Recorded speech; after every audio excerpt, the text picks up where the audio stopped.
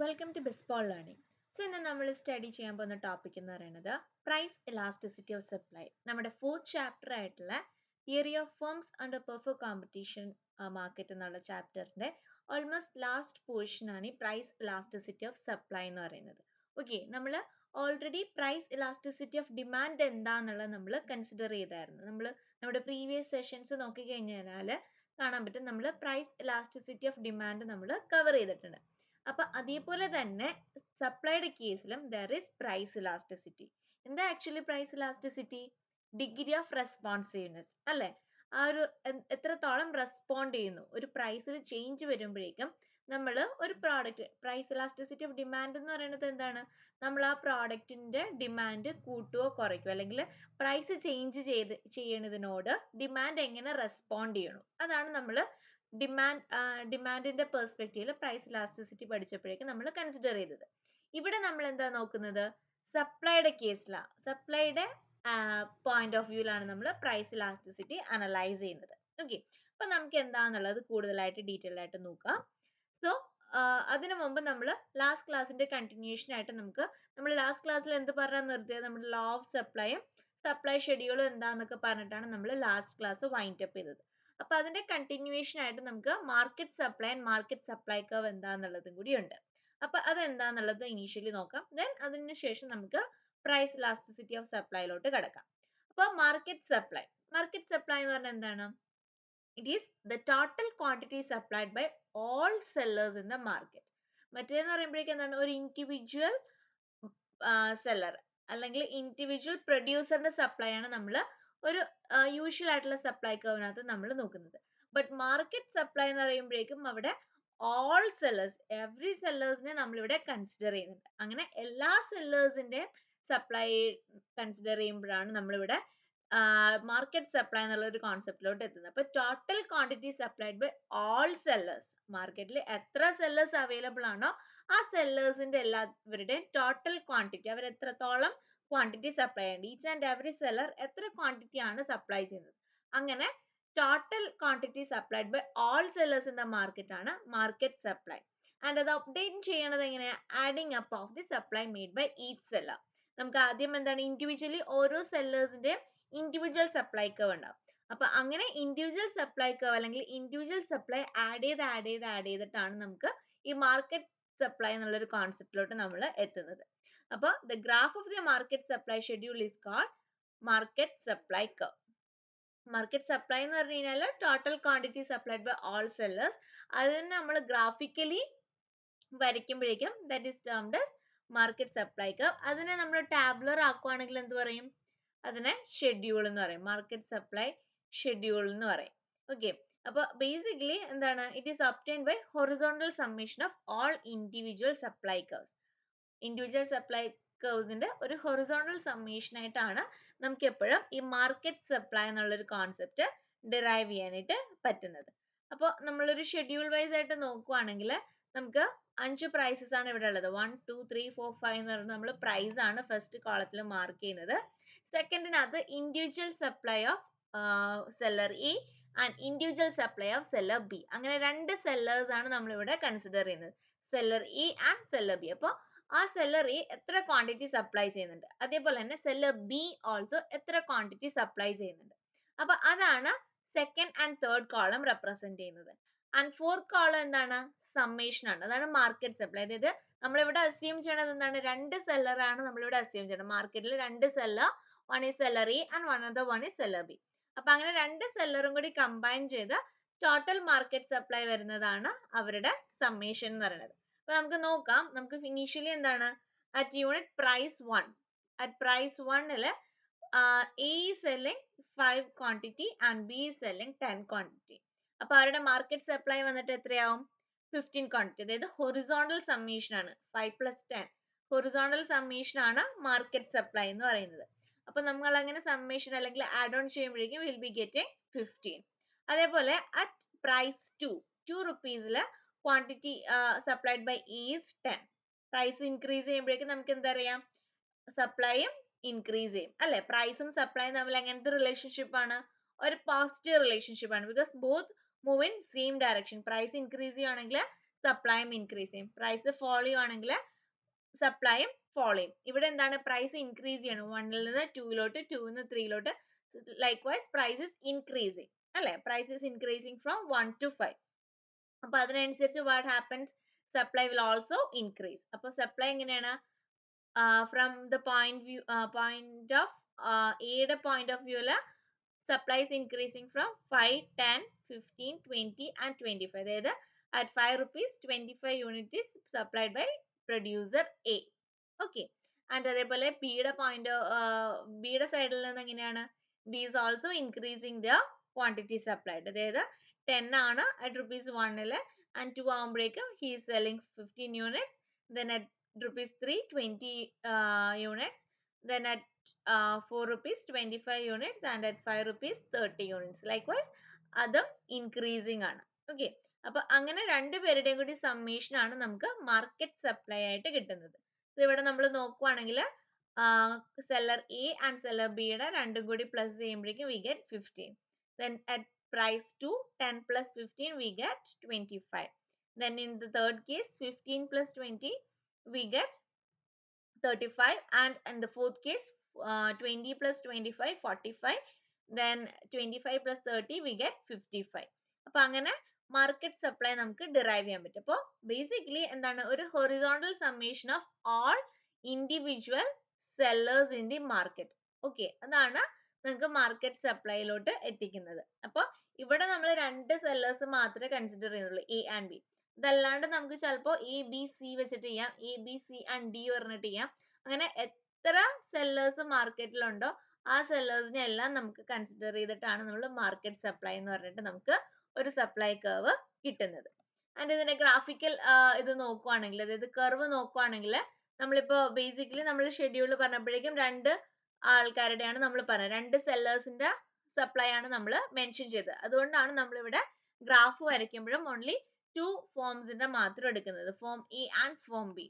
Form A അല്ലെങ്കിൽ supplier എയുടെ supply curve ആണ് ഇനീഷ്യലി നമ്മൾ കാണുന്നത്. ആൻഡ് ഇതിനകത്ത് എന്താണ്, സപ്ലൈ ഓഫ് ഫോം എ ആണ് റെപ്രസെന്റ് ചെയ്യണത്, and the next one is supply of form B. ഇത് രണ്ടിന്റെ ഹൊറിസോണ്ടൽ സമ്മേഷൻ ആയിട്ടാണ് മാർക്കറ്റ് സപ്ലൈ വരുന്നത്, market supply A plus B. അപ്പൊ ഇങ്ങനെയാണ് എന്താ പറയാ മാർക്കറ്റ് സപ്ലൈ എന്നുള്ള ഒരു കോൺസെപ്റ്റ് നമ്മൾ ഡിറൈവ് ചെയ്യുന്നത്, market supply curve. Okay, and usual supply curve പോലെ തന്നെ ഇതും എന്താണ്, അപ്വേർഡ് സ്ലോപ്പിംഗ് കർവ് ആണ്. അപ്വേർഡ് സ്ലോപ്പിംഗ് കർവ് ആണ്. ബിക്കോസ് എന്തുകൊണ്ട് അപ്വേർഡ് സ്ലോപ്പിംഗ് കർവ് ആവാനായിട്ടുള്ള റീസൺ, ബിക്കോസ് അവർ തമ്മിൽ, അതായത് വേരിയബിൾസ് തമ്മിൽ ഒരു പോസിറ്റീവ് റിലേഷൻഷിപ്പ് ആണ്. അതായത് നമ്മൾ കൺസിഡർ ചെയ്യുന്ന രണ്ട് മെയിൻ ഡിറ്റർമിനൻസ് എന്തൊക്കെയാണ്, പ്രൈസും ക്വാണ്ടിറ്റി സപ്ലൈഡും ആണ്. അപ്പൊ രണ്ടും moving in the same direction, അല്ലെങ്കിൽ both have positive relationship. When price increases, quantity supply also increase. അപ്പൊ രണ്ടും സെയിം ഡയറക്ഷനിൽ ഇൻക്രീസ് ചെയ്യണത് കൊണ്ടാണ് ഇവിടെ അപ്വേർഡ് സ്ലോപ്പിംഗ് ആയത്. ഇപ്പൊ ഡൗൺവേർഡ് ആണെന്ന് പറയുമ്പോഴേക്കും എന്താണ്, രണ്ടും ഇൻവേഴ്സ് ഡയറക്ഷനിലായിരിക്കും മൂവ് ചെയ്യുന്നത്, ഇൻവേഴ്സിലായിരിക്കും. അതായത് ഒന്ന് ഇൻക്രീസ് ചെയ്യുമ്പോഴേക്കും ഒന്ന് ഡിക്രീസ് ചെയ്യും. അതാണ് ഇൻവേഴ്സ് റിലേഷൻഷിപ്പ് എന്ന് പറയുന്നത്. അപ്പൊ ഡിമാൻഡിന്റെ കേസിൽ ഇൻവേഴ്സ് ആയതുകൊണ്ടാണ് അവിടെ ഡൗൺവേർഡ് സ്ലോപ്പിംഗ് വരുന്നത്. ഇപ്പൊ ഇവിടെ എന്ന് പറയുമ്പോഴേക്കും പ്രൈസും ക്വാണ്ടിറ്റിയും ഒന്നെങ്കിൽ സെയിം ഡയറക്ഷൻ, ഒന്നെങ്കിൽ ഇൻക്രീസ് ചെയ്യും, അതല്ല ഡിക്രീസ് ചെയ്യുവാണെങ്കിൽ രണ്ടും ഡിക്രീസ് തന്നെ ചെയ്യും. അപ്പോൾ നമുക്ക് എന്താ പറയാ ഒരു അപ്വേർഡ് സ്ലോപ്പിംഗ് കർവ് ആണ് അതുകൊണ്ട് തന്നെ നമുക്ക് കിട്ടുന്നത്. അപ്പൊ ഇതാണ് market supply curve. Market schedule എന്താന്ന് നോക്കണം, അതേപോലെ തന്നെ സിംപ്ലി മാർക്കറ്റ് സപ്ലൈ എന്താന്നുള്ള ഡെഫിനിഷനും പഠിച്ചിരിക്കണം. നെക്സ്റ്റ് വൺ ആണ് നമ്മൾ ഇനീഷ്യലി പറഞ്ഞ പ്രൈസ് ഇലാസ്റ്റിസിറ്റി ഓഫ് സപ്ലൈ എന്നുള്ള ഒരു കോൺസെപ്റ്റ്. അപ്പൊ ബേസിക്കലി എന്താണ് പ്രൈസ് ഇലാസ്റ്റിസിറ്റി ഓഫ് സപ്ലൈ എന്ന് പറഞ്ഞു കഴിഞ്ഞാൽ, it is defined as the degree of responsiveness of quantity supplied of a commodity to a change in its price. Okay, അതായത് എത്രത്തോളം respond ചെയ്യുന്നുണ്ട്, ക്വാണ്ടിറ്റി സപ്ലൈഡ് എത്രത്തോളം റെസ്പോണ്ട് ചെയ്യുന്നുണ്ട് to a change in its price. Price change ചെയ്യണത് കൊണ്ട് quantity supplied ഉണ്ടാകുന്ന change, അല്ലെങ്കിൽ quantity supplied എത്രത്തോളം റെസ്പോണ്ട് ചെയ്യുന്നുണ്ട് due to a change in its price, അതാണ് price elasticity of supply.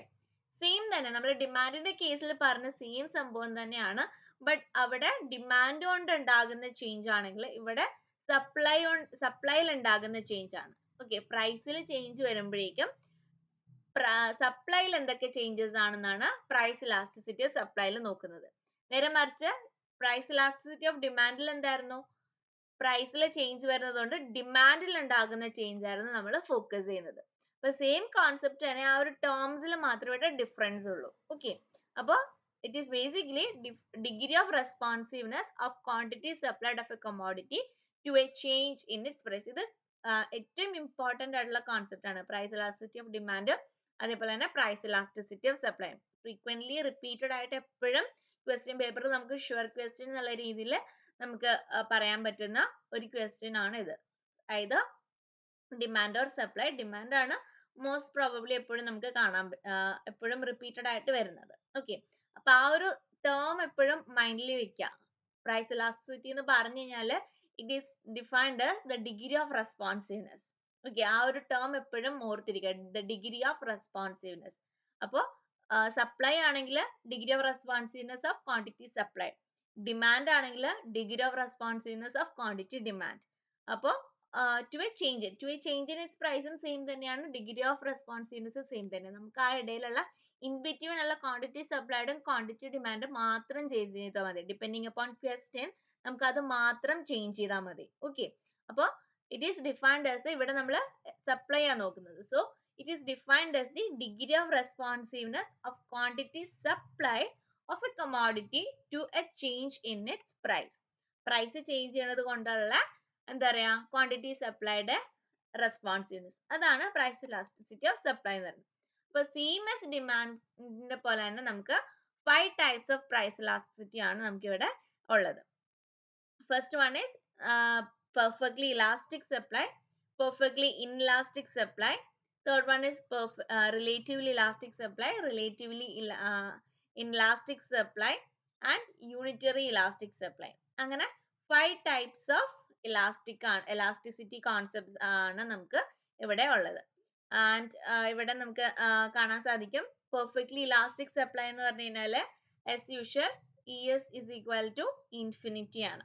Okay, perfectly elastic സപ്ലൈയില് price elasticity of supply is equal to ES എന്ന് പറഞ്ഞിട്ട്, മറ്റേ നമ്മൾ ED ആയിരുന്നു. ഇലാസ്റ്റിസിറ്റി ഓഫ് സപ്ലൈ, ഇവിടെ സപ്ലൈ ഉണ്ട് ES, മറ്റേടുത്ത് ഇലാസ്റ്റിസിറ്റി ഓഫ് ഡിമാൻഡ് ആണ്, അതുകൊണ്ട് we are representing as ED. അപ്പോൾ ഇവിടെ ES equal to infinity. Perfectly elastic എന്ന് പറയുമ്പോഴേക്കും നമ്മളിപ്പോൾ ഇൻഡിവിജ്വലി നമ്മൾ ഓരോ കേർവ് ആയിട്ട് ഇവിടെ നമുക്ക് പഠിക്കുന്നില്ല, ജസ്റ്റ് ആ ഒരു 5 ടൈപ്സ് ഏതൊക്കെയാണെന്നുള്ളതും അതിന്റെ വാല്യൂസ് എന്താണെന്നുള്ളതാണ് നോക്കുന്നത്. ഓക്കെ, അപ്പോൾ ES equal to infinity, ES equal to infinity. Perfectly ഇൻഇലാസ്റ്റിക്കിന്റെ കേസിൽ ES equal to 0, degree of responsiveness നള്ളാണ്. അപ്പൊ അതുകൊണ്ട് തന്നെ ES ഈക്വൽ ടു 0. ഇൻഇലാസ്റ്റിക് ആണ്, റെസ്പോണ്ട് ചെയ്യുന്നില്ല. പ്രൈസ് എത്രത്തോളം ചേഞ്ച് ചെയ്താലും സപ്ലൈയില് വേറെ വ്യത്യാസങ്ങളൊന്നും വരുന്നില്ല. So supply elasticity supply is equal to 0. Relatively elastic supply it is greater than 1. അതായത് they are elastic in nature. Elastic ആയതുകൊണ്ട് തന്നെ its value is greater than 1. And in the case of inelastic in the case it is less than 1. Relatively inelastic it is less than 1. Then in the case of unitary elastic it is equal to 1. Okay, അപ്പോൾ അങ്ങനെ 5 cases ആണ്. Equal to infinity, equal to 0. Equal to 0 എന്ന് പറഞ്ഞു കഴിഞ്ഞാൽ respond ചെയ്യുന്നില്ല, inelastic ആണ്. അതേപോലെ തന്നെ റിലേറ്റീവ്ലി ഇൻഇലാസ്റ്റിക് എന്ന് പറയുന്നത് ലെസ് ദാൻ 1 ആണ്. അപ്പോൾ ബിറ്റ്വീൻ 0 to 1 ഇടയിൽ 0 to 0 ഈക്വൽ ടു 0യും അതേപോലെ തന്നെ ലെസ് ദാൻ 1 ആണെങ്കിൽ ഇറ്റ് ഈസ് ഐദർ ഇൻഇലാസ്റ്റിക് ആയിരിക്കാം അല്ലെങ്കിൽ റിലേറ്റീവ്ലി ഇൻഇലാസ്റ്റിക് ആയിരിക്കാം. ഓക്കെ, ഗ്രേറ്റർ ദാൻ 1ഉം ഇൻഫിനിറ്റിയും ആണെങ്കിൽ ഇറ്റ് ഈസ് എലാസ്റ്റിക്. ഓക്കെ, അതായത് റെസ്പോണ്ട് ചെയ്യുന്നുണ്ട്. ചെറിയൊരു പ്രൈസ് ചേഞ്ച് ആണെങ്കിൽ സപ്ലൈ അതിനോട് റെസ്പോണ്ട് ചെയ്യുന്നുണ്ട്. So it is greater than 1 and it is equal to infinity ആവുന്നുണ്ട്. പെർഫെക്റ്റ്ലി ഇലാസ്റ്റിക് എന്ന് പറഞ്ഞു കഴിഞ്ഞാൽ ഡ്രാസ്റ്റിക് ചേഞ്ച് ആണ് വരുന്നത്. So it is greater than 1.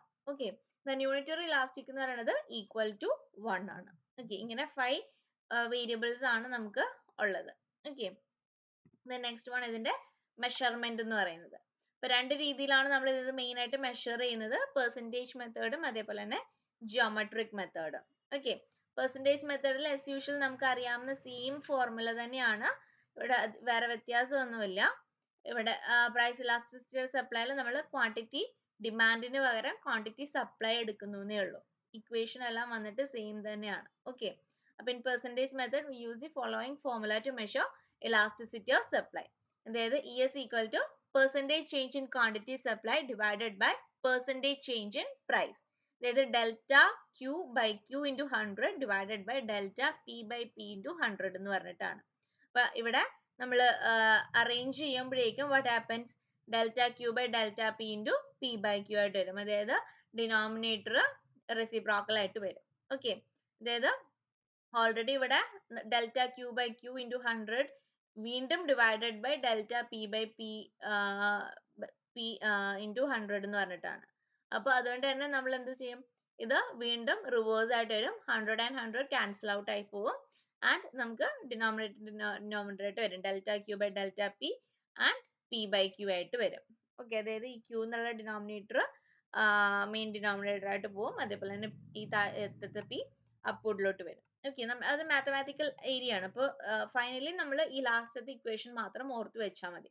Delta Q by delta P into P by Q തന്നെ, same as നമ്മുടെ demand ഇലാസ്റ്റിസിറ്റിയുടെ same formula തന്നെയാണ്. ക്വസ്റ്റ്യൻ നോക്കിയിട്ട് ഡിമാൻഡ് ആണോ സപ്ലൈ ആണോ നോക്കുക. സപ്ലൈ ഈ എലാസ്റ്റിസിറ്റി സപ്ലൈയുടെ ഇതിനകത്ത് സപ്ലൈ കോൺസെപ്റ്റ്സ് ആണ് എടുക്കുന്നത്. ഓക്കെ, കൂടുതലും നിങ്ങൾക്ക് ഡിമാൻഡ് കോൺസെപ്റ്റ്സിലുള്ള എലാസ്റ്റിസിറ്റി ആയിരിക്കും കാൽക്കുലേറ്റ് ചെയ്യാനായിട്ട് വരുന്നത്. ഇത് ജസ്റ്റ് നിങ്ങളുടെ ഒരു ഇൻഫോർമേഷൻ, ബേസ് ഇൻഫോർമേഷന് വേണ്ടിയാണ്. ഫർദർ ഹയർ സ്റ്റഡീസിലൊക്കെയാണ് നമ്മൾ ഇത് റിലേറ്റഡ് ആയിട്ട് കൂടുതൽ ക്വസ്റ്റ്യൻസും കൂടുതൽ കോൺസെപ്റ്റ്സ് എല്ലാം കവർ ചെയ്യുന്നത് ഹയർ സ്റ്റഡീസിലായിരിക്കും. അപ്പം ഇനീഷ്യലി ഇപ്പോൾ ഈ ഒരു ടൈമിൽ നിങ്ങൾ എന്താണെന്നുള്ളത് മാത്രം ഫോക്കസ് ചെയ്ത് വെക്കാം. ഓക്കെ, പ്രൈസ് ഇലാസ്റ്റിസിറ്റി സപ്ലൈ എന്താണ്, അതിന്റെ 5 ടൈപ്സ് ഉണ്ട്. ആൻഡ് മെഷർമെന്റ് എന്ന് പറയുന്നത് 2 ടൈപ്സ് ഓഫ് മെഷർമെന്റ് ആണ്, percentage method and geometric method. Percentage മെത്തേഡിൽ ഫോർമുല വന്നിട്ട് delta Q by delta P into P by Q എന്ന് പറഞ്ഞിട്ടാണ് ഫോർമുല വരുന്നത്. The next one is geometric method. Geometric മെത്തേഡിൽ എന്താണ്, നമ്മൾ ജോമെട്രിക്കലി മെഷർ ചെയ്യുകയാണ്. ഓക്കെ, നമ്മുടെ ഡിമാൻഡിൽ ജോമെട്രിക് മെഷർമെന്റ് എങ്ങനെയായിരുന്നു, നമ്മളൊരു ഡയഗണൽ ലൈൻ വരയ്ക്കുകയാണ്. എക്സ് ആക്സിസ് ആൻഡ് വൈ ആക്സിസിന്റെ കൂടെ ഒരു ഡയഗണൽ ലൈൻ വരച്ചിട്ട് ആ 5 പോയിന്റ്സ് അവിടെ മാർക്ക് ചെയ്യുമായിരുന്നു. ഇവിടെ ഇൻ ദിസ് കേസ് നമ്മൾ എങ്ങനെയാ ചെയ്യണമെന്ന് വെച്ച് കഴിഞ്ഞാൽ നമ്മൾ 3 കേഴ്സ് വരയ്ക്കണം. 3 സപ്ലൈ കേഴ്സ് 3 പാനലിലായിട്ട് വരയ്ക്കുവാണ്. ആൻഡ് ഇൻ ദ പാനൽ 1 നമ്മൾ നോക്കുവാണെങ്കിൽ it shows a straight line supply curve. S is a point on supply curve. The supply elasticity of this point, if this supply curve at point S is given by the ratio mq0 by oq0 which is greater than 1. ES is greater than 1. ഈ ഒരു ഇതിനകത്ത് ES is greater than 1. നമുക്കറിയാം ഈ ഒരു supply curve 0യുടെ താഴത്തോട്ട് പോകുന്നില്ല അല്ലേ. ഇത് ആ ഒരു എക്സ് ആക്സിസിന്റെ മുകളിലോട്ട് ബിയോണ്ട് ഈ ഒരു വൈ ആക്സിസിന്റെ പുറകിലോട്ട് പോകുന്നതേ ഉള്ളൂ. അപ്പോൾ ഇറ്റ് ഈസ് ഗ്രേറ്റർ ദാൻ 1 അല്ലേ. അപ്പൊ അതിന്റെ റേഷ്യോ വൈസ് നോക്കുവാണെങ്കിൽ എന്താണ്, mq0 divided by oq0, mq0 divided by oq0. Okay, അപ്പൊ അത് നോക്കുവാണെങ്കിൽ ആ ഒരു റേഷ്യോ ഡിവൈഡ് ചെയ്യുവാണെങ്കിൽ നമുക്ക് ഇറ്റ് ഈസ് ഗ്രേറ്റർ ദാൻ 1 ആയിട്ടാണ് നമുക്ക് കിട്ടുന്നത്. ഓക്കെ, അപ്പൊ അതുകൊണ്ട് തന്നെ ഇറ്റ് ഈസ് എന്താണ്, പെർഫെക്റ്റ്ലി ഇലാസ്റ്റിക് ആണ്. പെർഫെക്റ്റ്ലി അല്ല, സോറി, റിലേറ്റീവ്ലി ഇലാസ്റ്റിക് സപ്ലൈ ആണ് ഈ ഒരു ഫസ്റ്റ് പാനലിൽ ഡെമോൺസ്ട്രേറ്റ് ചെയ്യുന്നത്. Okay, it is greater than 1. Second panel എന്താണ്, the curve goes through the origin. ഒറിജിനിലൂടെ പോകുന്നതാണ് സെക്കൻഡ് കർവ് അല്ലെ. ഒറിജിനിൽ ടച്ച് ചെയ്യണം, supply curve is touching the origin. അപ്പൊ price elasticity of supply curve at this point S is given by the ratio OQ0 divided by OQ0. വേറെ confusions ഒന്നുമില്ല, OQ0 by OQ0. അപ്പൊ രണ്ടും കൂടി divide ചെയ്യുമ്പോഴേക്കും നമുക്ക് എന്താണ്, വിച്ച് ഈസ് ഈക്വൽ ടു 1 ആയിട്ട് എഴുതുന്നത്. So it represents unitary elastic അല്ലെ. നമ്മൾ സെയിം ഇത് വെച്ചിട്ട് ന്യൂമറേറ്ററും ഡിനോമിനേറ്ററും സെയിം തന്നെയാണെങ്കിൽ നമുക്ക് എന്താണ്, value will be always equal to 1. And in the third case എന്താണ്, price elasticity of supply at point S is given by the ratio mq0 divided by oq0. അപ്പോൾ mq0 divided by oq0 calculate ചെയ്യുമ്പോഴേക്കും it is less than 1 ആയിട്ടാണ് നമുക്ക് കിട്ടുന്നത്. Okay, less than 1 ആയിട്ടാണ് കിട്ടുന്നത്. നമ്മളിപ്പോൾ നോക്കുവാണെങ്കിൽ സിംപ്ലി നമ്മൾ നോക്കുവാണെങ്കിൽ എന്താണ്, ഇറ്റ് ഈസ് നമ്മുടെ നെഗറ്റീവ് ആക്സിസിലോട്ട് പോവാണ്. അപ്പോൾ it is always less than 1 ആയിട്ടാണ് വരുന്നത്. ഓക്കെ, അപ്പൊ അങ്ങനെയാണ് നമ്മൾ 3 ഏരിയാസ്, 3 മെയിൻ ആയിട്ടുള്ള ഇതിനകത്ത് നമ്മൾ ജോമെട്രിക് മീൻസിൽ മെത്തേഡിൽ നമ്മൾ കാൽക്കുലേറ്റ് ചെയ്യണത്. Greater than 1, equal to 1 and less than 1. Less than 1 എന്ന് പറയുമ്പോഴേക്കും എന്താ റെപ്രസെന്റ് ചെയ്യണത്, റിലേറ്റീവ്ലി ഇൻഇലാസ്റ്റിക് ആണെന്നാണ്. റിലേറ്റീവ്ലി ഇൻഇലാസ്റ്റിക് സപ്ലൈ ആണ്. And the other one is relatively elastic supply. First പാനലിൽ റിലേറ്റീവ്ലി ഇലാസ്റ്റിക് സപ്ലൈ, സെക്കൻഡ് പാനലിൽ റിലേറ്റീവ്ലി ഇൻഇലാസ്റ്റിക്, തേർഡ് പാനലിൽ relatively inelastic supply, and in the middle panel അല്ലെങ്കിൽ സെക്കൻഡ് പാനലിൽ എന്തായിരുന്നു, it is equal to 1. Equal to 1 എന്ന് പറയുമ്പോഴേക്കും it represent unitary elastic. Unitary elastic എന്ന് പറഞ്ഞാൽ ഈക്വൽ ടു 1 ആണ്. അപ്പൊ അതിനകത്ത് പാസിംഗ് ത്രൂ ദി ഒറിജിൻ ആണ്. മറ്റേൽ എന്താണ്, സീറോയുടെ ബിലോ പോകുന്നുണ്ട്, സീറോയുടെ അസൈഡ് പോകുന്നുണ്ട്, പക്ഷെ ഇറ്റ്സ് നോട്ട് ബിലോ സീറോ അല്ലെങ്കിൽ it's not below x axis. Less than വണ്ണിനകത്ത് it is going below zero and it is also going below x axis. അപ്പോൾ അങ്ങനെ വരുമ്പോൾ സിറ്റുവേഷൻ ആണ് നമുക്ക് എന്താ പറയാ ലെസ് ദാൻ 1 ആയിട്ട് കാൽക്കുലേറ്റ് ചെയ്യുന്നത്. അപ്പൊ ഇങ്ങനെയാണ് എലാസ്റ്റിസിറ്റിയുടെ കേസിൽ 3 കേസസ് ആണ് ഇതിനകത്ത് പോയിന്റ് ഔട്ട് ചെയ്യുന്നത്. ഇതാണ് ഇത്. നിങ്ങൾക്ക് എത്ര ഡീറ്റെയിൽഡ് ആയിട്ട് അങ്ങനെ കുറെ ഡീറ്റെയിൽ നോട്ട്സ് ഒന്നും ഇല്ല ഇതിനകത്ത്. ജനറൽ ആയിട്ട് പ്രൈസ് ഇലാസ്റ്റിസിറ്റി അത്ര ഡീറ്റെയിൽഡ് ആയിട്ടില്ല, ജസ്റ്റ് ഓവർവ്യൂ മാത്രമേ പ്രൈസ് ഇലാസ്റ്റിസിറ്റിനകത്ത് ഉള്ളൂ. കൂടുതൽ ഇൻഡെപ്ത് ആയിട്ട് പഠിക്കേണ്ടത് നിങ്ങൾ ആക്ച്വലി ഡിമാൻഡ് ആണ്. ഡിമാൻഡ് ഇലാസ്റ്റിസിറ്റി ആണ് കുറച്ചും കൂടി ഡീറ്റെയിൽഡ് ആയിട്ട്, അതായത് ഓരോ കേഴ്സും നിങ്ങൾ പഠിക്കണം. പെർഫെക്റ്റ്ലി ഇൻഇലാസ്റ്റിക്കിന്റെ ഷേപ്പ് എന്താണ്, പെർഫെക്റ്റ്ലി ഇൻഇലാസ്റ്റിക് എങ്ങനെയാണ്, അങ്ങനെ ഓരോ ഷേപ്സും പഠിക്കേണ്ടത് ആക്ച്വലി ഡിമാൻഡിന്റെ കേസിലാണ്. അപ്പോൾ ചിലപ്പോൾ ഇൻ സം കേസസ് ക്വസ്റ്റ്യൻസ് വരാം, പക്ഷെ സെയിം ഫോർമുല തന്നെയാണ്. സോ ഐ തിങ്ക് നിങ്ങൾക്ക് കാൽക്കുലേറ്റ് ചെയ്യാനായിട്ട് എളുപ്പമായിരിക്കും. ആൻഡ് നൗ നെക്സ്റ്റ് ക്ലാസ്സിൽ നമുക്ക് കുറച്ച് ന്യൂമറിക്കൽ വാല്യൂസ് വെച്ചിട്ട് നമുക്ക് ട്രൈ ഔട്ട് ചെയ്യാം. ഈ both demand as well as supply elastic നമുക്ക് പ്രാക്ടീസ് ചെയ്യാം. ഓക്കെ, അപ്പോൾ എന്തെങ്കിലും ക്ലാരിഫിക്കേഷൻസ് ഉണ്ടെങ്കിൽ ചോദിക്കുക. ആൻഡ് ഓൾവേസ് ഗ്രാഫ്സ് എല്ലാം വരച്ചെടുക്കാം. മേ ബി സപ്ലൈയുടെ കേസിൽ നിങ്ങൾക്ക് ഗ്രാഫ് വരയ്ക്കാനായിട്ടായിരിക്കാം. അപ്പോൾ മാക്സിമം വരച്ച് പ്രാക്ടീസ് ചെയ്യാം. Okay, thank you.